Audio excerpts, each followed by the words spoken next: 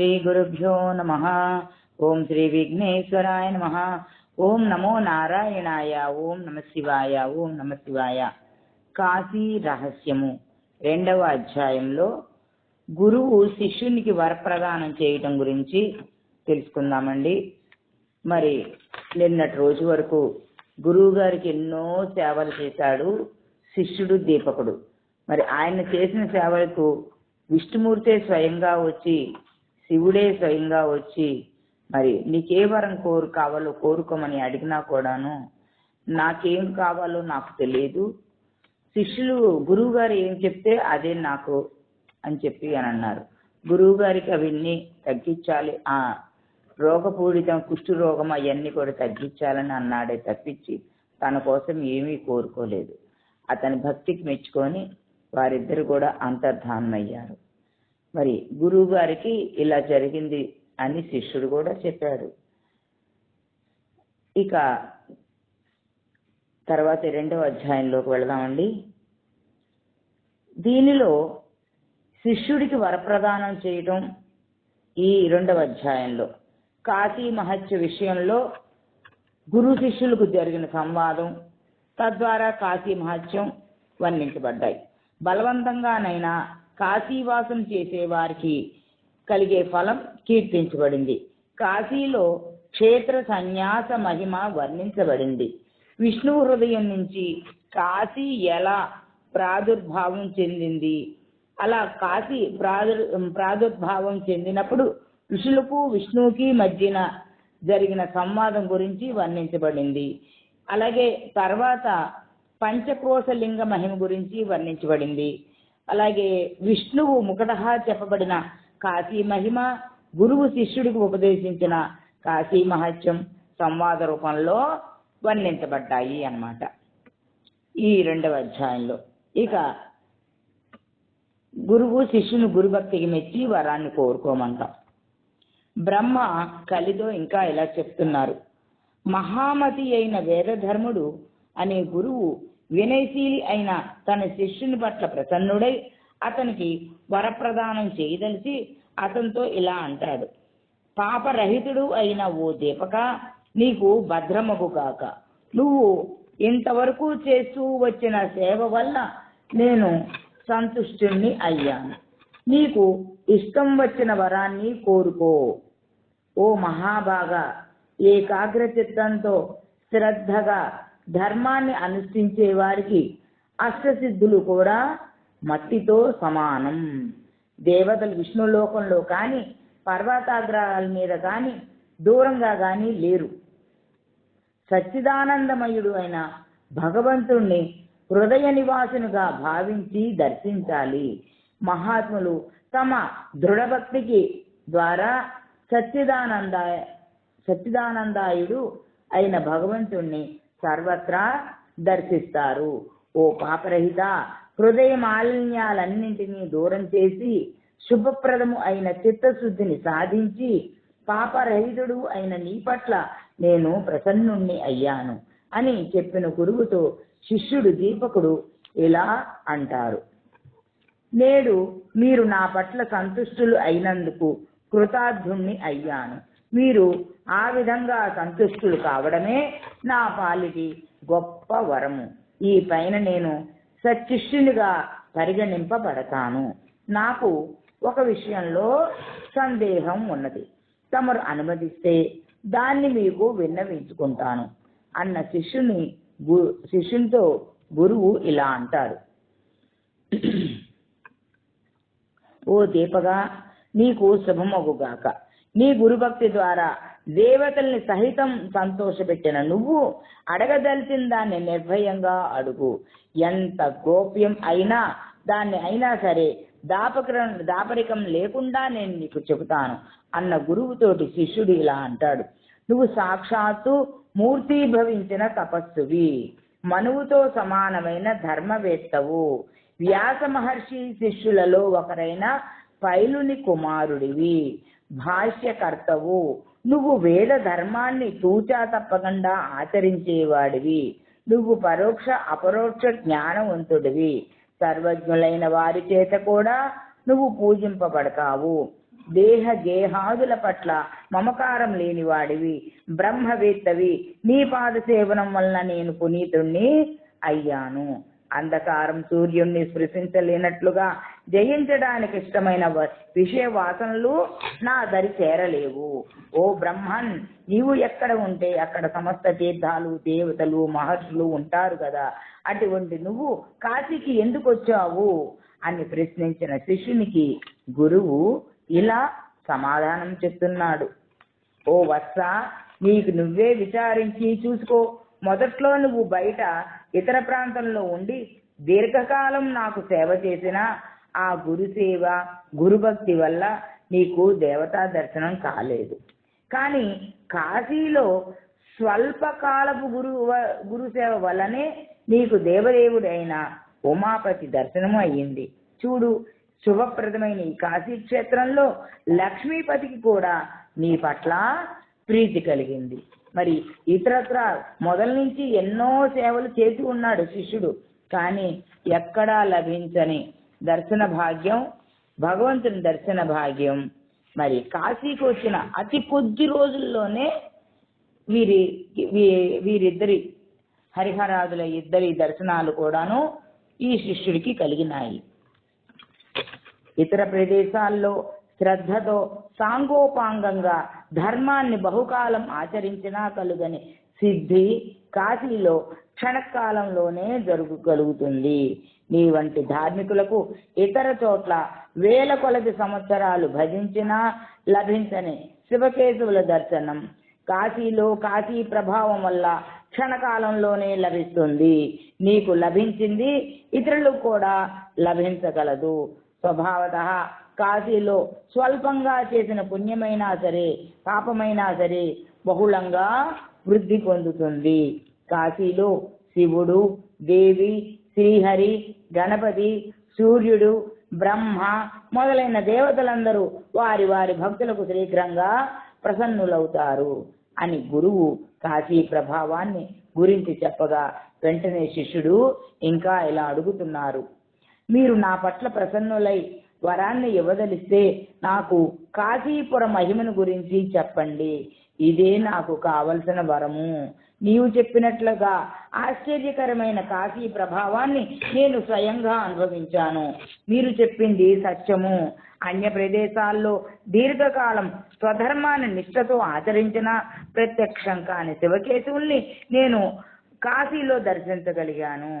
అదే విధంగా ఇతర దేవతల్ని కూడా వారి వారి భక్తులు కాశీలో శీఘ్రంగా దర్శించగలరు. ఇతరత్ర జ్ఞానం కలగడానికి బహుకాలం పడుతుంది. కానీ కాశీలో శీఘ్రకాలంలోనే జ్ఞానోదయం అవుతుంది. నరాధములు అయిన వారు కాశీలో ఉండి పాపాలను చేయడం చేత వారికి జ్ఞానోదయం కాదు. కాశీలో ఉండి పాపాచరణ చేసే వారికి ఎన్నటికీ ఈశ్వర దర్శనం కాదని నేను వేద విధుల నుండి విన్నాను.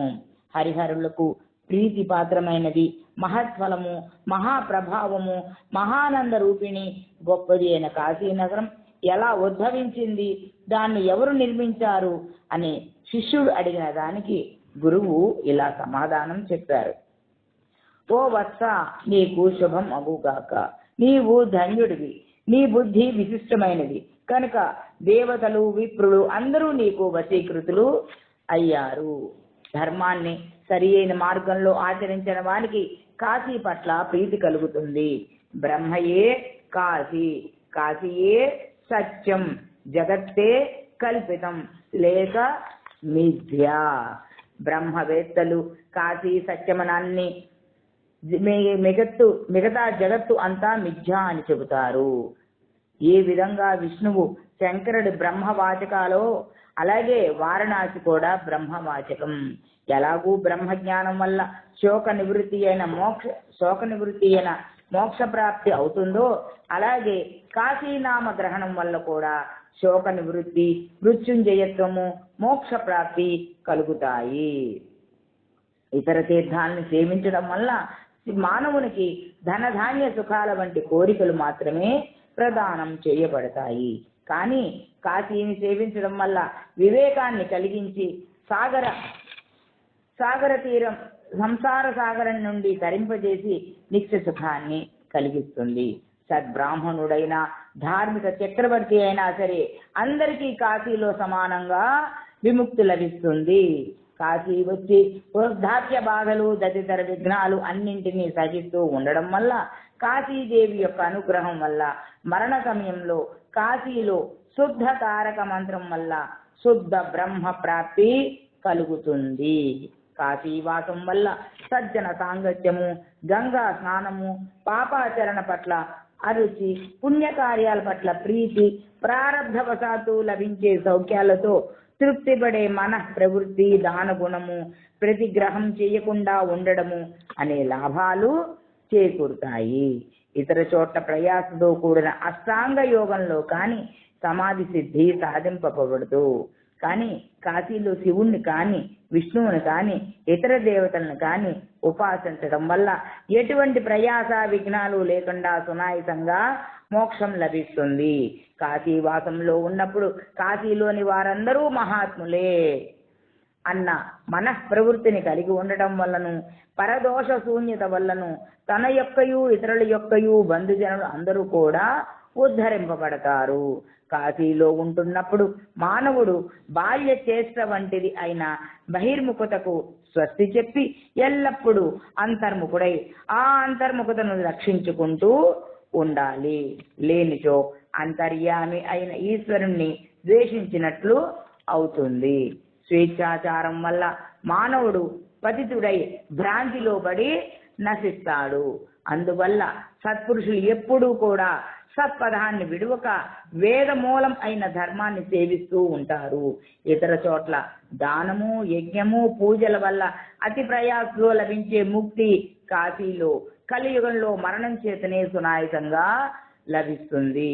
మరి చూసారండి, ఈ కలియుగంలో ఎన్ని చోట్ల దానం చేసినా, యజ్ఞాలు చేసినా, ఎన్ని పూజలు చేసినా, ఎంత చేసినా లభించని ముక్తి కాశీలో ఈ కలియుగంలో మరణం వస్తేనే అన్నీ కూడా అంత ఫలితం లభిస్తుంది. యజ్ఞాలు చేస్తే ఎంత ఫలం లభిస్తుందో, ఎన్ని పూజలు చేస్తే లభిస్తుందో కాశీలో మరణం అంత పుణ్యదాయకం.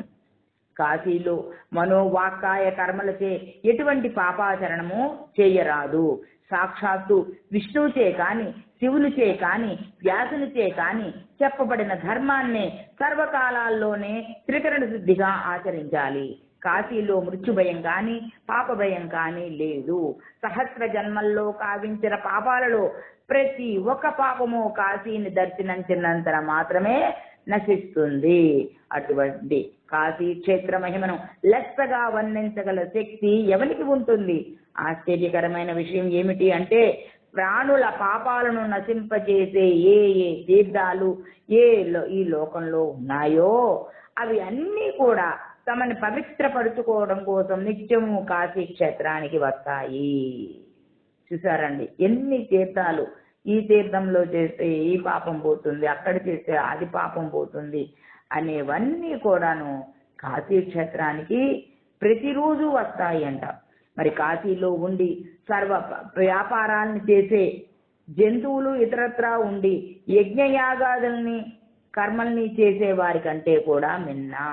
ఇతరత్రా ఉండి యజ్ఞ యాగాది కర్మల వలన పొందబడే ఫలం కంటే కాశీవాసులు పొందే ఫలం అధికం. ఇతరత్రా ఉండి కాశీని స్మరించినంత మాత్రానే వారి పాపాలన్నీ పటాపంచలై జ్ఞానార్హులు అవుతారు.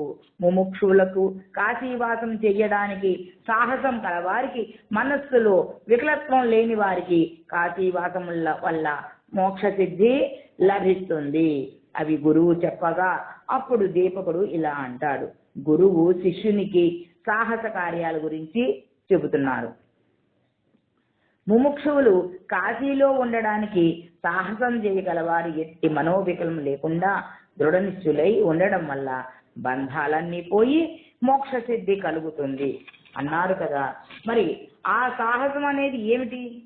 దానివల్ల కలిగే మోక్ష సిద్ధి గురించి వివరించబోతున్నాను అని శిష్యుడు దీపకుడు ప్రశ్నించగా దానికి గురువు ఇలా సమాధానం చెప్తున్నారు. ఓ వత్స, సముద్రాన్ని ఈదడం, విషాన్ని భక్షించడం, తలను తానే నరుక్కోవడం, నూతిలో దూకడం, అగ్నిని భక్షించడం, పర్వత శిఖరం నుండి క్రిందకు దూకడం, తేళ్లు పాములతో ఆడుకోవటం, ప్రాణాంతకమైన వ్యాధులు ఉన్నాయని తెలిసి కూడా వేశ్యతో రమించటం, బ్రాహ్మణ వధ, పాపాచరణం, ఏనుగుతో పోరాడి దానిని చంపడం, ఇవన్నీ సాహస కార్యాలుగా పేర్కొనబడతాయి. ఈ సాహస కార్యాలకు పాల్పడేవారు అప్పుడప్పుడు మృత్యువాత పడుతూ ఉంటారు. కానీ సాధారణంగా సాహస కృత్యాలకు పాల్పడేవారు తమ సాహస కార్యాల్లో మృత్యు సంభవించకుండా ఉండడానికి అనేక ఉపాయాలని, మార్గాలని అవలంబిస్తూ ఉంటారు. అజితేంద్రియంత్వం కంటే గొప్ప సాహసం ఏముంది? అజితేంద్రియం వచ్చే కలిగే ఫలితాలు శత కల్పాల వరకు నశించవు. అజితేంద్రుడు జనన మరణ ప్రవాహంలో శతకల్పాల వరకు కొట్టుకుంటూనే ఉంటూ ఉంటాడు. మహాసాహసి అయిన అతి జితేంద్రియులకు శాస్త్రజాలం కూడా నిరుపయోగమే. అటువంటప్పుడు వారు మృత్యువుని ఏమాత్రం జయించలేరు. అందుచేత తిరిగి మరణం లేని స్థితిని పొంది శాశ్వత ముక్తిని పొందడానికి ఏకైక సులభోపాయం ఆమరణాంత కాశీవాసమే. అర్థమైందండి అందరికీ కూడాను? ఎటువంటి దాని వల్ల కూడా మరణం లేని స్థితిని పొంది శాశ్వత ముక్తిని పొందడానికి ఏకైక సులభోపాయం అమరణాంత కాశీవాసమే. కాశీలో ఉంటే, కాశీలో మనం జీవనం గడిపితే అంత పుణ్యం వస్తుంది మరణాంతరం వరకు. ఎవరైతే విడవకుండా ఎన్ని సంవత్సరాలు అన్నదానం చేస్తారో వారు అన్ని యుగాల పర్యంతం స్వర్గంలో ఉండి సుఖాన్ని అనుభవిస్తారు. ఎవరైతే కాశీవాసం చేయడానికి వసతిని కల్పించి ప్రోత్సహిస్తారో వారికి కూడా కాశీవాసం చేసే వారికి కలిగే ఫలమే కలుగుతుంది. ఎవరైతే కాశీవాసం చేస్తున్న వారిని విడిచిపెట్టి వెళ్ళిపోవడానికి కారణభూతులు అవుతారో వారు వారి పితృవర్గంతో సహా నరకాన్ని పొందుతారు. ఎవరైతే కాశీలో బ్రాహ్మణునికి ఏ ఒక్కరికైనా భోజనము, వసతి సౌకర్యాన్ని కల్పిస్తారో ఆ వ్యక్తి ముల్లోకాలను రక్షించిన వారవుతారు. అట్టి వ్యక్తి భవసాగరాన్ని తరిస్తారు. ఆనందకానానికి వచ్చిన ఆ మరణాంతం కాశీలో ఉండడానికి దృఢ సంకల్పం చేసుకుని క్షేత్ర సన్యాసం చేసిన వ్యక్తులు ప్రయత్నపూర్వకంగా రుద్రరూపులై ఉండాలి. ఎందుచేత అంటే రుద్రుడు అక్కడ ధర్మపాలుడై ఉన్నట్లుగా ప్రసిద్ధుడు కదా. ఓ మహామతి, క్షేత్ర సన్యాసం చేసిన మహాజ్ఞానులు సదా వందనీయులు. అటువంటి జీవులు శంకరతత్వాన్ని పొంది ఉండవలే. వారు అట్లుగాక ఇంద్రియ విషయాలపై ఆసక్తులై డాంబికులుగా, పంచకులుగా, స్వార్థపారులుగా ఉన్నట్లయితే వారు తమ ప్రవర్తనతో శివుణ్ణి కూడా వంచిన వారు అవుతారు. లక్ష్మీపతి భిక్షుకుడై దీన మనస్కుడై ఇంటింటా పరిభ్రమించవలసిన పని ఏమున్నది? అటువంటి ఐశ్వర్యవంతుడు కూడా జనులందు దైన్యపరుడై తిరుగుతున్నాడు అంటే అంతకంటే మించిన శివద్రోహి మరి ఎవరు ఉంటారు? ఎవరు పామరులు, మూఢులు అయి ఉంటారో అటువంటి వాళ్ళు కూడా ఒక పశువును డబ్బు ఇచ్చి కొనుక్కున్న తరువాత చింత చేయకుండా ఉంటున్నారు అంటే అయ్యో నేనంత డబ్బు పెట్టుకున్నానే, అనవసరంగా వృధా అయిపోయిందే అనే బాధ చేయకూడదు. చేయకుండా ఉంటున్నారు అంటే మానవ దేహాన్ని చక్కగా పొంది సజ్జనము అని చెప్పుకునేవారే దీనుల వలె అంటే తన అన్నం కోసం మనిషిని అనుకోవడం కాశీలో తగునా? ఇలా కాశీకి వచ్చినాక మనం అన్నదానం చేసినా, గోదానం చేసినా దీనికి ఇంత అయింది, దానికి అంత అయింది, ఎంత ఖర్చు అయింది అని ఎప్పుడూ కూడా మనం అనుకోకూడదు. క్షేత్ర సన్యాసం అనే శబ్దానికి అత్యుత్తమమైన నిశ్చింతత్వము అని అర్థము. అనగా నాకు కాశీవాసంతో ఇంత శ్రమ అయినది, ఇంత ధనం వ్యయం అయినది అని విచారించడం, దుఃఖించడం తగదు అని పెద్దలు చెబుతున్నారు. ఇతర ప్రదేశాలలో యావజ్జీవము నిరంతర యోగాభ్యాసం చేస్తే వచ్చే పుణ్యం వారణాసిలో ప్రాణత్యాగం చేయటం వల్ల లభిస్తుంది. ఇతరత్రా ఉన్న సర్వతీర్థాలలో స్నానం చేయడం వల్ల మనుషులకు ఎంత పుణ్యం లభిస్తుందో అంతకు కోటి గుణిత పుణ్యం ఇటువంటి పవిత్ర మనస్కుడు మణికర్ణికలో ఒక్క స్నానం చేయడం వల్ల లభిస్తుంది. ఇతరత్ర కోటి మంది బ్రాహ్మణులకు సంతర్పణ చేస్తే కలిగినంత పుణ్యం వారణాసిలో పవిత్రమైన సంతుష్ట మనుషుతో ఒక బ్రాహ్మణునికి భోజనం పెట్టినంత మాత్రాన లభిస్తుంది. ఇతరత్ర 100 సంవత్సరాలు ఎంత సాధన చేసినా లభించినంత శ్రేయస్సు కాశీలో ఒక్కనాడైనా పవిత్ర మనస్సుతో చేసిన సాధన వల్ల లభిస్తుంది. ఏ మానవుడు వాస్తవమైన శ్రద్ధతో కాశీని స్తుతించునో, స్మరించునో, కీర్తించునో అతడు అహర్నిశలు తపస్సు, హోమము, జపము, ధ్యానము చేసినట్లే. అంతకుముందు మహాపాతకాలు చేసిన వాడు అయినా సరే శుద్ధ మనస్కుడై కాశీలో ప్రవేశించి అక్కడ పవిత్ర జీవనంతో నిలిచి ఉంటే సుఖవంతుడు అవుతాడు. ఓ బుద్ధిమంతుడా, ఈ ఘోరకలిలో ప్రజలు వర్ణాశ్రమ ధర్మాలని వర్ణించి పాపాలని చేస్తూ ఉంటారు. జంతువుల సమస్త పాపాలను శమింపజేసే ప్రాయశ్చిత్తం కలియుగంలో వారణాసి తప్ప ఇంకొకటి నాకు కనిపించటం లేదు. కలియుగంలో విశ్వేశ్వరుడే దేవుడు, వారణాసియే మోక్షపురి, గంగా నదియే పవిత్రమైనది, దానమే మిన్నయైన ధర్మాచరణం. ఈ ఇంద్రియాలని మనస్సుని జయించిన ధీర పురుషులు కలిని నిందించరు. వారు అనుక్షణము రక్తితోనూ ఆసక్తితోనూ భగవద్భజన ద్వారా ధర్మాన్ని అనుష్ఠిస్తూ ఉంటారు. ప్రకాశమానమైన కాశీ కలిమలాన్ని హరిస్తుంది. శివకేశవ సూర్య బ్రహ్మాది సమస్త దేవతలకు కాశీ విశ్రామ భూమి. సమస్తాన్ని కాశీకి అర్పించిన వారికి ఏ కొద్దిపాటి దుఃఖము కలగదు. సహస్ర జన్మల్లో కూడా పొందు దుర్లభమైనట్టి బ్రహ్మత్వం కాశీలో కలుగుతుంది అని గురువు చెప్పగా దానికి శిష్యుడు ఇలా అంటున్నాడు. ఓ ప్రభు, ఎవరైనా కాశీలో మరణించకుండా ఇతర చోట్ల మరణించగా అతడి అస్థికల్ని కాశీకి తెస్తే కలిగే ఫలితాన్ని వివరించకోరతాను అని శిష్యుడు అడగగా గురువు ఇలా సమాధానం చెప్తున్నారు. కాశీలో మరణించకుండా ఇతరత్రా మరణించిన వారి అస్థికలు వారణాసికి తేబడి అక్కడ నిమజ్జనం చేయబడితే వారు ఎట్టి పరిస్థితుల్లోనూ నరకానికి పోరు. అట్టి వ్యక్తి యొక్క అస్థికలు కాని, కేశములు కాని, గోళ్లు కాని, మాంసం కాని కాశీకి తేబడినతో ఆ వ్యక్తి స్వర్గానికి వెళ్తాడు. ఆ వ్యక్తి మహాపాపాత్ముడై అయినా కూడా అతడు స్వర్గంలో ఉండి తరువాత తిరిగి కాశీలో జన్మించి అంతంలో ముక్తిని పొందుతాడు. ఈ విషయం అన్ని ప్రాణులకు వర్తిస్తుంది. అంటే జంతుజాలానికి, పశుపక్షులకి, మనుషులకి, అందరికీ కూడా అన్ని రకాల ప్రాణులకు కూడా వర్తిస్తుంది అని గురువు చెప్పగా శిష్యుడు తిరిగి ఇలా ఇంకా అడుగుతూ ఉన్నారు. ఏమని? మహానుభావ, పాపనాశిని అయిన కాశీ యొక్క మహత్యం ఎంత గొప్పది! ఎటువంటి తపస్సు అయినా శీఘ్రంగా ఫలించే కాశీలో ఋషులు, పండితులు, బుద్ధిమంతులు వచ్చి ఎందుకు నివాసం చేయరు అని చెప్పి అడిగారు. మహాపుణ్యప్రదము, మోక్షప్రదము అయిన భాగీరథి తీరాన విష్ణువు అర్ధచంద్రాకృతిగా సృష్టించి విష్ణువు శివుడికి ఇచ్చాడని వింటాము. ఆ కథని వినిపించవలసింది అని శిష్యుడు అడగా దానికి గురువు గారు ఇలా చెప్పసాగారు. వత్స, మహాప్రాజ్ఞుడా, ఏ కథ పాపాల్ని నాశనం చేస్తుందో ఆ కథను వినిపిస్తాను, విను. దాన్ని వింటే కాశీ నీకు బ్రహ్మజ్ఞానాన్ని ప్రసాదిస్తుంది. మరి మనము ఈ కథ